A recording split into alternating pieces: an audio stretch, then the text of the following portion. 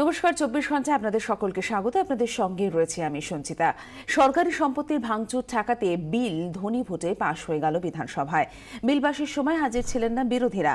যত বিরোধিতাই হোক, সরকারি সম্পত্তি রক্ষায় কঠোর আইন হবেই, বিধানসভায় জানিয়ে দেন মুখ্যমন্ত্রী। এই আইনে বিচার ফাস্ট ট্র্যাকে কোর্টে করার চেষ্টা করা হবে বলেই তিনি জানিয়েছেন। তবে এই আইনকে কালা কানুনি বলছে বিরোধীরা।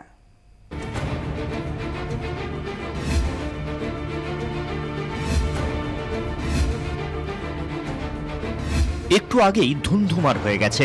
বিরোধীদের ওয়াকআউটের পর সভাকক্ষ তখন শান্ত। বাইরে থেকে ভেসে আসছে বিরোধীদের স্লোগান। সদ্য আব্দুল মান্নানকে নিয়ে বেরিয়ে গেছে অ্যাম্বুলেন্স। যে বিল ঘিরে এত গোলমাল, সেই বিলই পেশ হলো বিরোধী শূন্য বিধানসভায়। বিল পেশ করতে গিয়ে বিরোধীদের আচরণের তীব্র নিন্দা করেন পার্থ চট্টোপাধ্যায়। পাড়ার মাস্তানরা যেভাবে কথা বলে, বিরোধীরা সেভাবে কথা বলছে।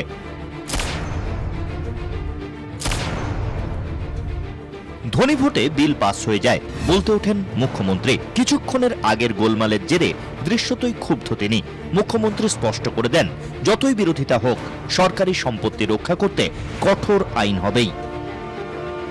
আইন শৃঙ্খলা এখানেই সব থেকে ভালো। ভেঙে দাও, গুড়িয়ে দাও, এসব এখানে চলবে না। বাংলার উন্নয়ন পিছিয়ে গেছে। গণমাধ্যমের কাছে যাওয়ার জন্য এসব ভাঙচুর করা হয়।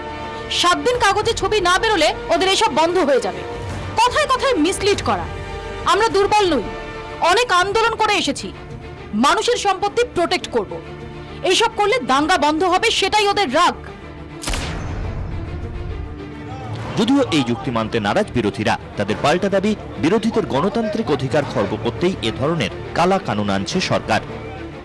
জিজিয়া আমাদের চেয়ে ভালো ছিল। এর চাইতে বড় ষড়যন্ত্র, অপরাধ কালা কানুনের বিবেচনায় আর কিছু হতে পারে না।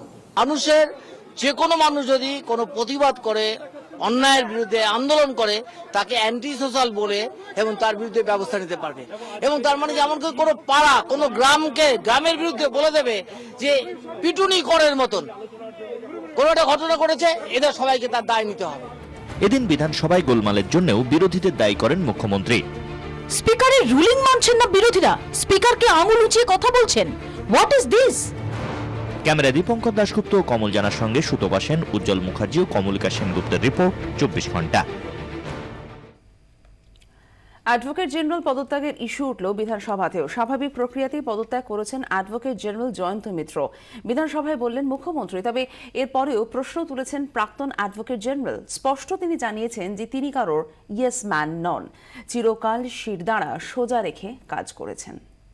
দুজন লোক একসঙ্গে থাকলে কিছু তো মতানৈক্য তো হবেই, তাই হয়েছিল। রাজ্যের অ্যাডভোকেট জেনারেলের পদ থেকে ইস্তফা দিয়েছেন জয়ন্ত মিত্র। মঙ্গলবারই রাজভবনে পদত্যাগপত্র পাঠিয়ে নিজের সিদ্ধান্তের কথা জানিয়ে দেন তিনি। সরকারের সঙ্গে নানা বিষয়ে মতবিরোধের জেরেই এই সিদ্ধান্ত নিয়েছেন বলেও পদত্যাগপত্রে উল্লেখ করেন অ্যাডভোকেট জেনারেল। এরপরেই এ বিষয়ে জল্পনা শুরু হয়ে যায় রাজনৈতিক মহলে। মঙ্গলবার বিধানসভায় অ্যাডভোকেট জেনারেলের পদত্যাগ নিয়ে সরকারের অবস্থান স্পষ্ট করেছেন মুখ্যমন্ত্রী। মুখ্যমন্ত্রী জানান, নতুন সরকার ক্ষমতায় আসার পরেই 19শে মে চিঠি দিয়ে পদত্যাগ করতে চান জয়ন্ত মিত্র। সে সময় তার কাছে সময় চেয়ে নেয় সরকার। তাকে কাজ চালিয়ে যেতে অনুরোধ করা হয়। মুখ্যমন্ত্রী জানান, কারো প্রতি তার কোনো অশ্রদ্ধা নেই। রাজনৈতিক দলের কাউকে এজি করা হয়নি। আগের 2 এজি অনিন্দ্য মিত্র, বিমল চট্টোপাধ্যায় অসুস্থতার কারণে পদত্যাগ করেছেন। স্বাভাবিক নিয়মেই পদত্যাগ করেছেন অ্যাডভোকেট জেনারেল জয়ন্ত মিত্র। এরপরেই পদত্যাগ নিয়ে ফের এক দফা প্রতিক্রিয়া জানান অ্যাডভোকেট জেনারেল জয়ন্ত মিত্র। এজি হচ্ছে কনস্টিটিউশনাল পোস্ট। এজির পজিশন হচ্ছে ক্যাবিনেট মিনিস্টারের পজিশন। সুতরাং এজিকে যদি আপনারা ট্রিট করেন যে as a simple employee of the government, সেটা বোধহয় ঠিক, সেটা বোধহয় অনুচিত হবে। এজি ফেলনা পার্টি নয়। ইয়েস ম্যানের ভূমিকা আমি নয়। আমি সোজা স্পাইন রেখে কাজ করেছি চিরকাল। 2 বছর 3 মাস আমি সেইভাবেই কাজ করে গেছি। তাতে কারুর পছন্দ হয়েছে, কারুর পছন্দ হয়নি। যাদের পছন্দ হয়নি, I say sorry about it. Jayanta মিত্রের পর পরবর্তী অ্যাডভোকেট জেনারেল হচ্ছেন আইনজীবী কিশোর দত্ত।